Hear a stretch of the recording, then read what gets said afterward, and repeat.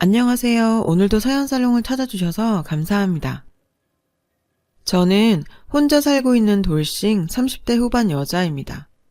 이혼하고 혼자 사는 지금 비록 절 보는 시선들이 좋진 않지만 마음은 참 편합니다. 그도 그럴 것이 저의 결혼 생활이 참 악몽 같았었거든요. 남편은 저보다 4살 위인 대학 선배였어요. 자상하고 다정한 선배로 친해졌다가 연애 감정이 생겼습니다. 저는 졸업 후 바로 취직을 했고 남자친구는 1년 정도 백수로 지내다가 직원이 몇 명 없는 소기업에 취직을 했습니다. 사실 그때 결혼에 목을 메었던 것은 저였어요. 남편이 잘생기고 인기가 많은 사람이었거든요. 대학 시절에도 좋아하는 여자들이 많았고 저랑 사귄다고 하면 의아해하는 시선들도 많았어요. 그랬던지라 저는 남편을 붙들기 위해 결혼이 꼭 하고 싶었습니다. 남친은 제가 결혼 이야기를 꺼낼 때마다 시큰둥 했었어요. 지금 생각해보면 남자가 시큰둥한 결혼, 절대 하면 안 되는 것이었는데 말이에요. 남친의 별 볼 일 없는 반응에 지쳐가던 중에 어느 날 남편과 데이트를 하면서 서로 수입 내역에 대해 얘기하게 됐어요. 남친은 당시에 너무 작은 중소기업을 다니는지라 저보다 벌이가 적었어요. 남친은 저도 비슷한 벌이일 거라고 지레 짐작했던 것 같더라고요. 저는 나름대로 그 분야에서 알아주는 자격증도 있고 남친보다는 회사 내에서의 대우나 급여가 훨씬 좋았죠. 저희 회사가 규모도 컸고요. 제가 급여에 대해 얘기하니 남친은 눈이 휘둥그레지며 놀라더라고요. 그날부터 남친은 부쩍 결혼 얘기를 자주 꺼내더라고요. 생각해보면 제 벌이가 괜찮으니 결혼 얘기를 한 것인데 저는 남친이 드디어 결혼 생각이 들었나 하고 어리석은 착각에 빠져 지냈었죠. 어쨌든 그 당시에는 둘의 마음이 맞아 결혼까지 진행을 시켰습니다. 저희 집에선 제가 좋다는 남자인지라 특별히 반대하지 않으셨고 남친의 어머니께서도 저한테 잘해주셨어요. 남친은 어렸을 때 아버지가 돌아가시고 홀어머니 밑에서 외아들로 자랐더라고요. 처음에는 이런 사정을 듣고 걱정이 좀 됐어요. 홀어머니의 외아들 하면 이미지가 좀 그렇잖아요. 시집살이도 있을 것 같고요. 저희 부모님도 이 점을 걱정하셨지만 어머님을 만나 뵙고 나니 쿨하신 스타일 같아서 마음을 놨어요. 그래서 저희의 결혼 준비는 착착 진행이 되었습니다. 그때만 해도 그게 불행의 시작일 줄은 전혀 생각 못했었어요. 결혼 2주 전 문제가 터졌습니다. 남친이 제 차에 핸드폰을 놓고 갔더군요. 핸드폰을 찾을까봐 시어머니께 연락을 드려놓고 그냥 무심코 핸드폰을 보았는데 비밀번호로 잠겨 있더라고요. 갑자기 궁금해졌어요. 원래 잠금이 있는 핸드폰이 아니었던 것 같은데 왜 갑자기 잠금을 해놓았는지 의심스러워졌어요. 저희는 아이디랑 비밀번호도 서로 대충 알고 있었던지라 익숙한 번호 몇 개를 쳐보니까 하나가 맞아 떨어지더라고요.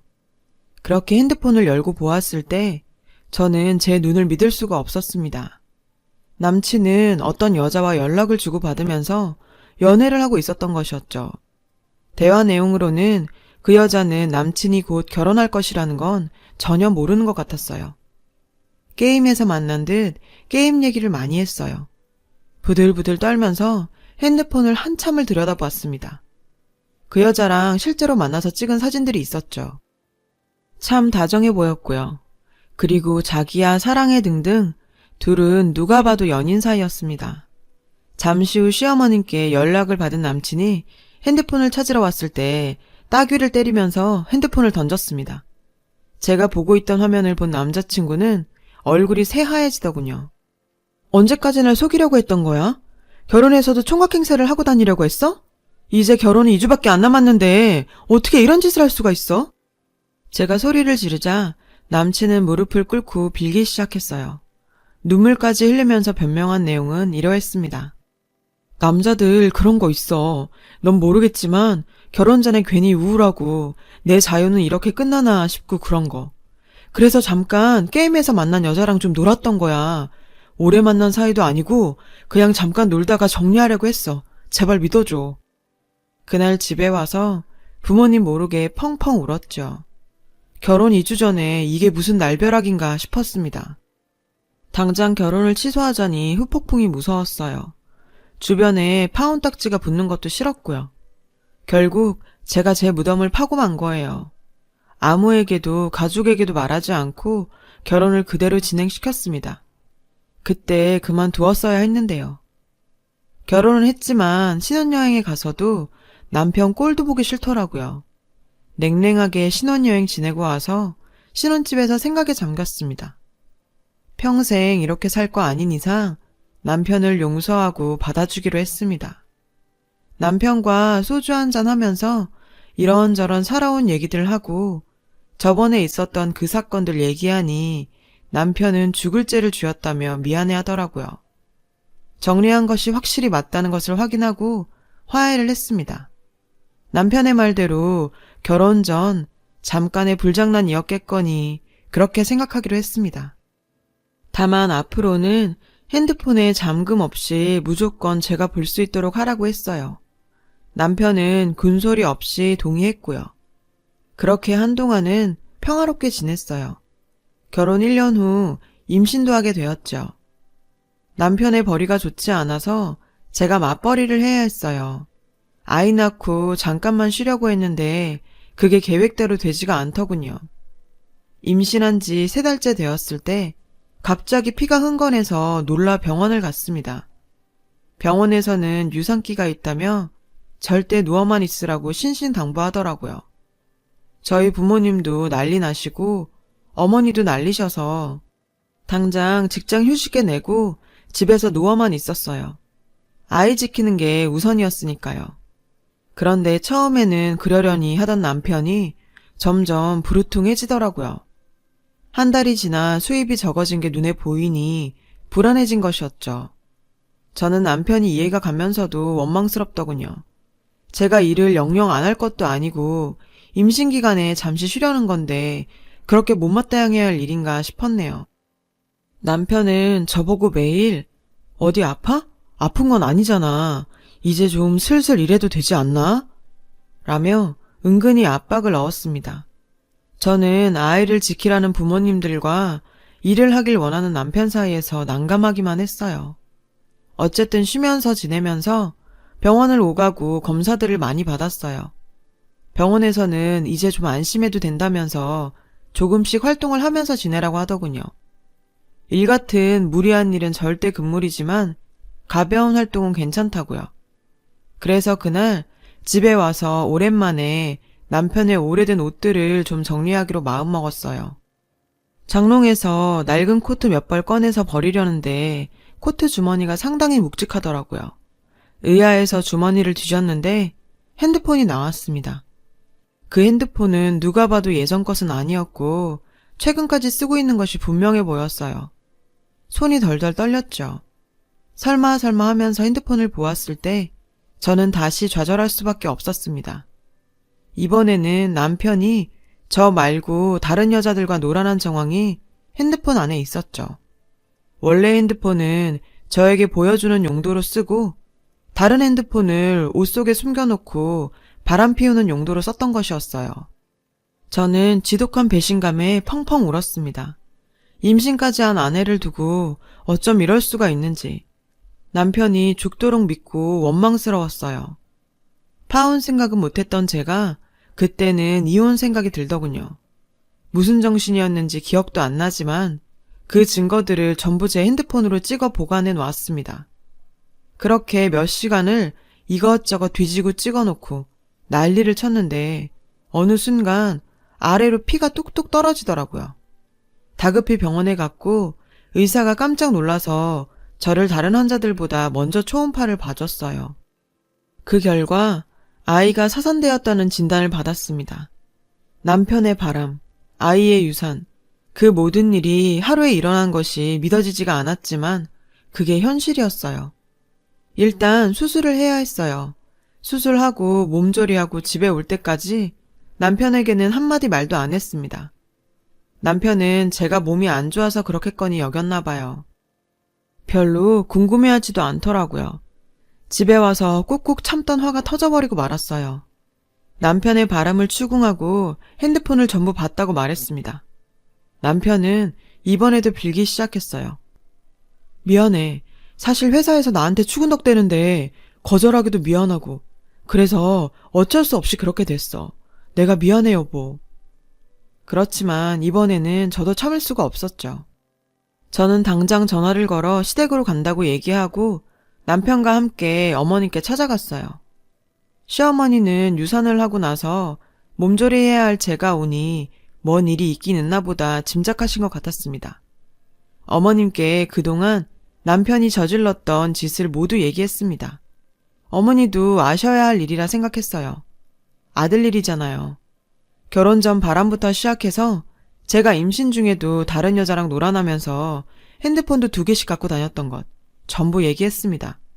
그런 말 있잖아요. 며느리도 자식이라고요.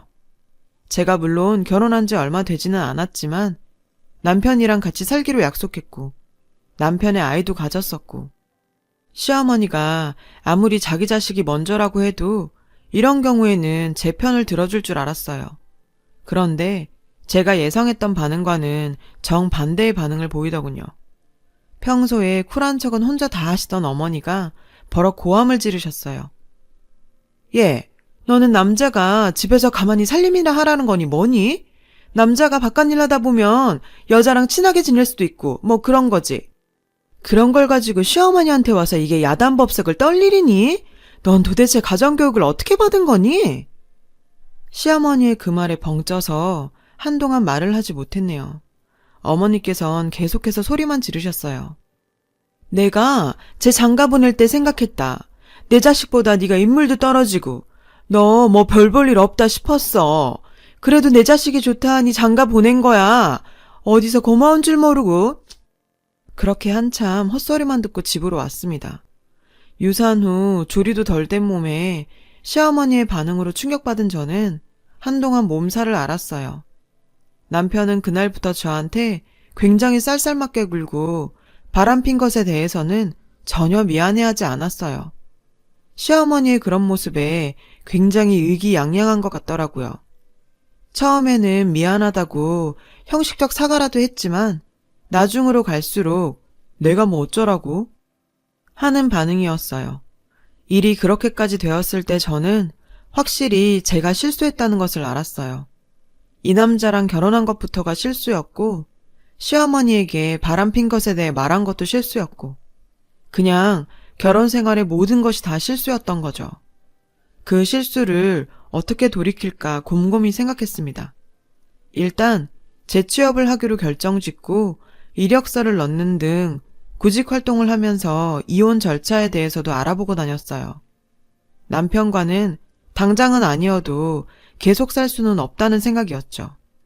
생각보다 이혼이 간단하진 않더라고요. 이혼에 대해 진지하게 생각하던 중 어느 회사로부터 취업 제안을 받았고 당장 면접을 보고 회사에 나가기 시작했어요. 회사를 다니면서 돈도 모으고 이혼 준비도 차근차근 하고 있을 때 저에게 놀라운 일 하나가 생겼습니다. 웬 여자가 저를 찾아온 것이었죠. 회사를 퇴근하는데 멀리서 저를 알아보더니 다가와서 악수를 하고 인사를 하더라고요. 그 얼굴이 어딘가 익숙해 보였습니다. 황당하게도 그 여자는 제 남편과 바람을 피우는 상대였죠. 저번에 핸드폰에 찍혀있던 셀카의 얼굴이 딱 떠오르더라고요. 저는 어이가 없어서 헛웃음을 지으면서 그 여자랑 일단 카페로 갔습니다. 그 여자는 카페에서 먼저 음료를 시키고 제가 마실 음료도 시키더라고요. 일단 큰 소리 내기 싫어 조용히 있었어요. 그리고 음료가 나왔을 때 서로 대화를 시작했죠. 날 찾아온 이유가 뭐예요? 제가 묻자 그 여자는 피식 웃으면서 얘기했습니다. 알 것 같지 않으세요? 제가 무슨 말을 할지. 성식 오빠가 너무 힘들어해서 제가 왔어요. 성식 오빠는 와이프한테 도저히 말을 못하겠다고 그래서요. 제가 전해드리려고요. 무슨 얘긴데요? 뜸들이지 말고 본론만 얘기해요. 이혼해주세요. 성식 오빠랑 저랑 결혼하고 싶어요. 애정 없는 결혼 생활 계속하는 거 의미 없잖아요? 성식 오빠 말로는 어차피 그쪽도 이혼 생각 하고 있다는 것 같은데. 물론 제가 이혼을 염두에 뒀고 남편에게 냉랭했던 것도 사실이었죠. 그래도 상간녀가 제게 이혼을 강요하니 참 제 꼴이 웃기더군요. 그 여자는 또 왜 저렇게 사나 한심했죠. 당신이 이렇게 사는 거 당신 부모도 아세요? 당신 친구들이나 주변 사람들에게 불륜 저질러서 결혼한다고 당당할 수 있어요? 어쩜 그렇게 뻔뻔하죠? 이해할 수가 없네요. 그쪽 이해 바란 적 없고 이혼해주세요. 그러더니 그 여자는 비장의 무기라도 꺼내는 듯한 표정으로 이렇게 말하더라고요. 성식 오빠 어머님도 저희 사이 다 알고 계세요. 성식 오빠가 얼른 이혼하고 재혼하길 바라시고요. 이건 몰랐죠? 그건 약간 충격이긴 했습니다. 알고 보니 저희 시어머니 상간녀와 몰래 연락 주고받으며 저 내쫓을 궁리하고 계셨더라고요. 저 그렇게 시어머니에게 잘못한 건 없었는데 어쩜 그렇게 며느리에게 그럴 수 있었는지 지금도 의문이네요. 그 이후 차근차근 알아보았습니다. 하나부터 10까지 증거를 다 모았어요. 남편의 핸드폰에 있던 정보들을 바탕으로 그 여자의 출신 학교, 직업 등등 알아낼 수 있었죠. 알고 보니 그 여자도 저희랑 같은 대학 동문이었더군요. 저희랑 같이 대학을 다녔을 학번은 아니고 몇 살 더 어렸고요. 그리고 그 여자의 친구들에 대해서도 알아낼 수 있었고 건너 저랑 고등학교 때 제 친구와 공통적으로 연이 닿아 있는 것도 확인할 수 있었어요. 세상 참 좁죠. 그 친구 오랜만에 만나 그동안의 사정들 전부 얘기하니 입을 떡 벌리더라고요. 그 친구는 결혼해서 아이도 낳고 생활하고 있는 친구여서 그런지 제 마음을 누구보다 잘 헤아려줬습니다. 걔네 선배랑 나랑 아는 사이고 나도 몇 번 만난 적 있는데 정말 그런 애인 줄 몰랐어. 내가 알기로 그 집안에서 그런 결혼 허락할 리 없는 것 같던데. 그 집 꽤 부자였거든. 사윗감 욕심도 있다고 하는 것 같던데. 걔 지금 눈 뒤집혀서 부모 속이고 있는 거 아닐까? 너 잘 알아봐봐. 하루는 남편에게 친절하게 굴면서 술을 잔뜩 먹였어요. 비록 사이가 나빠질 대로 나빠졌지만 제가 잘해주니까 기분은 좋은지 술을 먹고 뻗더라고요. 핸드폰 잠가놨지만 지문인식으로 풀어버렸어요. 이제는 다른 핸드폰 쓰지도 않고 그 여자랑 원래 핸드폰으로 연락하고 있더라고요. 카톡 내용은 대충 이러했어요. 엄마는 이미 다 설득됐어. 저 여자만 이혼해서 순순히 나가면 우리 바로 결혼식 올릴 수 있어. 자기 모아둔 돈은 좀 있댔지? 응, 오빠, 당연하지. 내가 벌어둔 돈도 있고 우리 부모님도 당연히 도와주시지. 근데 오빠, 비밀은 꼭 지켜야 해. 오빠 결혼했던 거 아직 엄마 아빠 모르시니까 내가 나중에 잘 말씀드릴게. 지들만의 사랑에 미친 그들은 야무지게 여자 쪽 부모 속이고 결혼해서 행복하게 살 생각에 빠져있더군요. 남편은 뻔하죠. 그 여자 쪽에 돈 좀 있는 것 같으니 그거에 빌붙으려는 거였어요. 예전에 제가 벌이가 괜찮으니 결혼했던 것처럼요. 반반한 얼굴 하나로 여러 여자 인생 망친다 싶었네요. 같은 여자로서 구렁텅이에 들어갈 상간녀에게 기회를 줄까 생각도 했지만 저도 당한 게 있는데 그런 아량이 베풀어지지 않더라고요. 저는 일단 증거를 전부 수집하고 남편과 이혼을 했습니다. 남편은 제가 순순히 이혼해주니 고마운지 위자료 명목으로 1,000만 원을 쥐어주고 불이 나게 갔습니다. 아마 상간녀가 준 돈 같았어요. 더러운 돈 받기도 싫었지만 돈은 죄가 없으니 통장에 넣어뒀어요. 이혼이 마무리되고 친구에게 그들의 결혼 소식을 곧 들을 수 있었어요. 친구는 저에게 이렇게 말했습니다. 그 집에서 사윗간 욕심 제법 있었는데 별 볼 일 없는 이 전 남편 엄청 반대한 것 같더라. 아마 이혼한 것도 알려지긴 했던 모양이야. 한바탕 난리 났다던데? 친구가 전해준 청첩장을 고이 가지고 집에 와서 복수극을 준비했습니다. 저도 순순히 물러나긴 싫었거든요. 저한테 지독한 상처를 준 전 남편, 시어머니 모두 복수하고 싶었습니다. 대망의 결혼식 날 결혼식에 몰래 갔었죠. 남편은 싱글벙글 웃으며 저와 결혼했을 때처럼 손님들을 맞이하고 있더라고요. 상간녀 가족들은 죽상이 되어 있었고요. 이혼남에 별 볼 일 없는 사위 보는 게 싫었나 봐요. 손님 맞는 시간이 끝나고 결혼식이 시작되었고 화촉점화를 하고 신랑 신부 입장을 하는 시간이 되었을 때 저는 빠르게 식장 안으로 들어가 전단지를 돌렸습니다. 남편과 상간녀의 카톡 내용이 담긴 찌라시성의 전단지를 만들었었죠. 그걸 보면 둘의 관계가 잘 나와 있었어요. 저희 시어머니가 저를 내치려고 하고 상간녀를 새 며느리로 드리려고 했던 일들도요. 식장에다 쭉 전단지 뿌리니 금방 장내가 수근거리더라고요. 저는 회심의 미소를 지으면서 전 남편을 보고 있었죠. 전 남편은 상황 파악이 안 되어 싱글벙글 웃으면서 입장을 하더라고요. 신부가 입장을 해서 둘이 나란히 섰을 때 저는 제가 가져온 확성기를 통해 말했습니다. 제 목소리는 사회자 목소리를 덮고 식장에 쩌렁쩌렁 울렸죠. 안녕하세요. 결혼식 중 죄송합니다. 저는 김성식 군의 전 아내입니다. 여기까지만 말했는데도 장내가 웅성거리는 소리로 가득 찼습니다. 저는 그게 왠지 희열이더라고요. 상간녀는 저를 보며 고래고래 소리 지르고 저희 시어머니도 난리치셨지만 저는 상관하지 않고 계속 말했어요. 이런 소란 죄송합니다만 제가 너무 억울해서 이 자리에 이렇게 섰습니다. 저기 저 신랑 제 전 남편입니다. 신랑 어머니 자리에 계신 분 제 전 시어머니시고요. 남편과 시어머니 상간녀가 짜고 저 내쫓고 이 결혼식 올리는 겁니다. 가정 있는 유부남과 바람 피우고 본처 내쫓고 하는 결혼이 행복하기만 할 순 없잖아요. 여기 모인 하객분들께선 저 두 사람 얼굴 똑똑히 기억해 주세요. 불륜으로 맺어진 커플입니다. 행복하라고 축복받을 자격이 없습니다. 여기까지 말했을 때 웨딩홀 직원의 제재로 저는 쫓겨나고 말았습니다.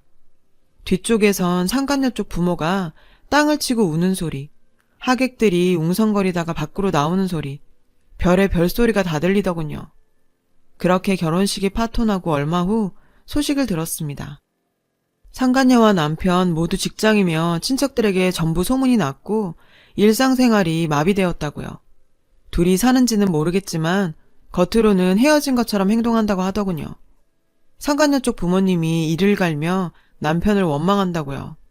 사실 일 저지르면서 후폭풍이 두렵기도 했었는데 의외로 전 남편에게 욕설 섞인 전화 한 통 받은 거 외에는 별일이 없었네요. 남편은 무슨 방해죄로 저를 신고한다고 길길이 날뛰던데 저는 할 테면 해보라 했습니다. 그런 일로 징역을 살 리도 없을 뿐더러 설사 법의 심판을 받는다 해도 저는 당당하다고요. 제가 한 짓 아무도 손가락질할 사람 없다고요. 전 남편은 자기도 부끄러운 건 아는지 저를 신고하거나 하진 않았어요. 그 이후로 저는 계속 혼자 살고 있습니다. 이 일이 있었던 것도 꽤 오래전에 일이 되었고 지금은 다 잊고 평화롭게 살고 있어요. 가끔씩 그때 받았던 수모를 생각하면 우라가 치밀지만 지나간 일이거니 하면서 덤덤하게 살려고 해요. 어쨌든 나름으로 복수도 했으니까요. 전 남편의 소식은 궁금하지도 않고 이제는 오래되어 알 길이 없네요. 그 일 이후 시어머니도 망신살이 뻗쳐서 원래 살던 거처도 옮기셨어요. 어쨌든 지나간 일, 이제는 다 잊고 살고 있어요. 최근에는 썸 타는 남자도 생겼는데 2번 결혼 굳이 하고 싶진 않네요. 이렇게 즐기면서 살다가 가도 괜찮을 것 같습니다. 제 이야기를 들어주신 여러분 모두 따뜻한 하루 보내시길 바랍니다. 여러분, 사연 댓글에 응원과 현명한 조언 부탁드려요. 좋아요와 구독은 저에게 큰 힘이 됩니다. 오늘도 좋은 일 가득하세요.